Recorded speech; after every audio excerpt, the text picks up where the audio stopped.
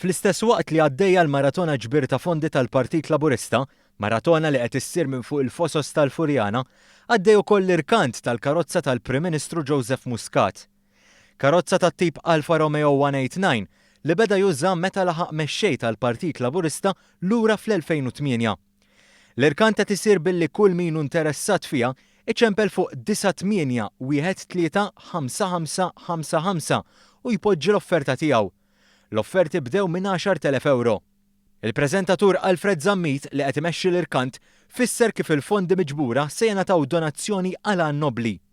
L-ewwel din hija karozza ta' kollezzjoni illum għax hija karozza li l-Prim Ministru uża meta kien kap tal-Oppożizzjoni u 4 snin Prim Ministru, hija karozza ta' kollezzjoni u nħeġġeġ il dawk li huma dilettanti li joffru kemm jistgħu flus. Għaliex?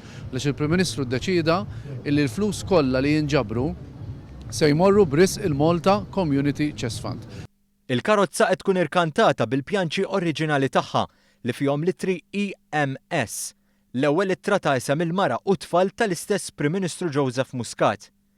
Persuna li bla dubju esperjenza sew l-Alfa Romeo 189 hija Filip Camilleri li ilu jservi bħala x-xufier tal-Prim Ministru mill-2004 meta dak iż-żmien Joseph Muscat ħareġ għall-elezzjoni tal-Parlament Ewropew. Inħossni kburi hu illi kont perm żgħir ħanejdu hekk fix-xogħol tiegħu u dejjem ħassejt li qed nagħti kontribut tiegħi bl-aħjar mod l-istajt permezz tas-sewqan. Qabel din il-karozza, Joseph Muscat kellu vettur oħra, Tata Sierra, b'Filip ikun ukoll ix-xufier tiegħu dak iż-żmien. Viżibilment emozzjonat, Filip spjega magħna li din l-Alfa Romeo dejjem ħadu ħsiebha u dejjem żammewha fuq wiċċ l-idejn.